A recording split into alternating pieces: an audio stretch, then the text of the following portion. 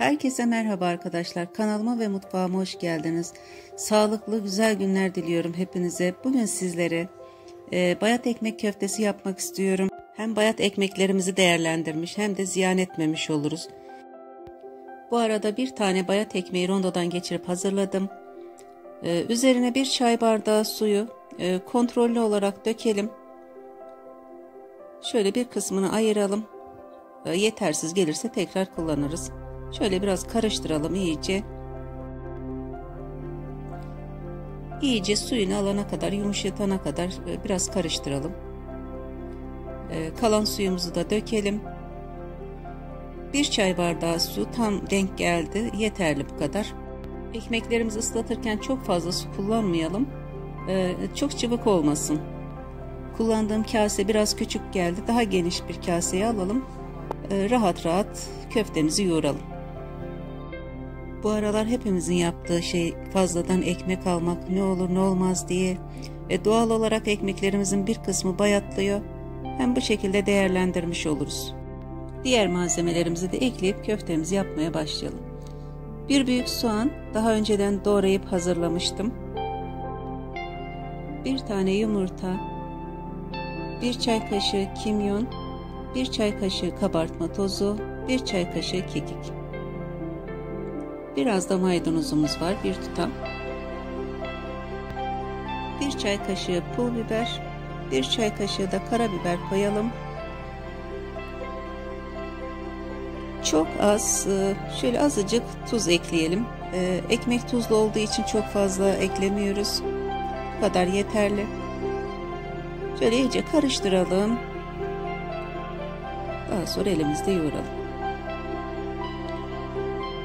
Çok az, bir yemek kaşığı kadar zeytinyağı koyalım.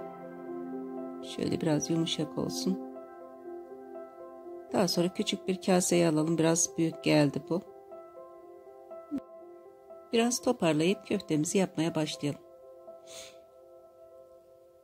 Küçük bir kaba birazcık zeytinyağı koyalım. Şöyle köftelerimizi yaparken tabağımızda alalım.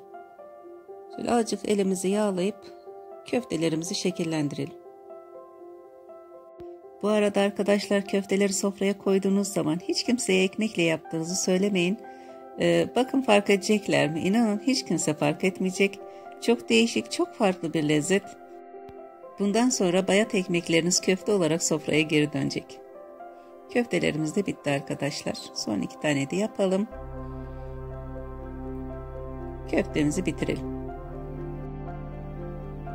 Köftelerimiz hazır. Artık pişirebiliriz. Tavamıza bir bardak sıvı yağ ekleyelim. Yağımız ısındıktan sonra köftelerimizi dizelim.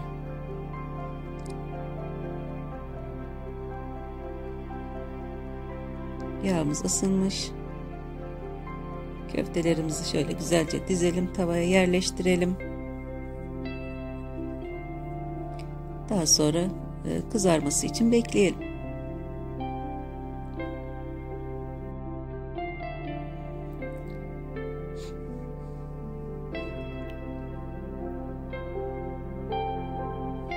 Bu arada köftelerimizin bir yüzü pişti. Diğer yüzünün de pişmesi için çevirip bırakalım.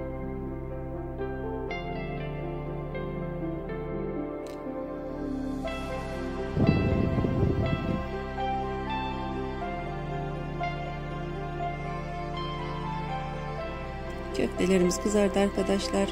Kağıt havlu serdiğimiz servis tabağımıza alabiliriz. Köftelerimiz nefis görünüyor. Umarım sizler de beğenirsiniz.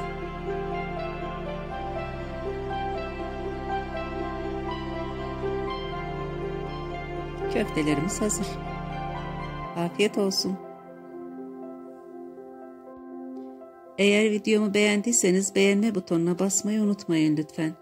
Başka bir tarifte görüşmek üzere. Hoşça kalın.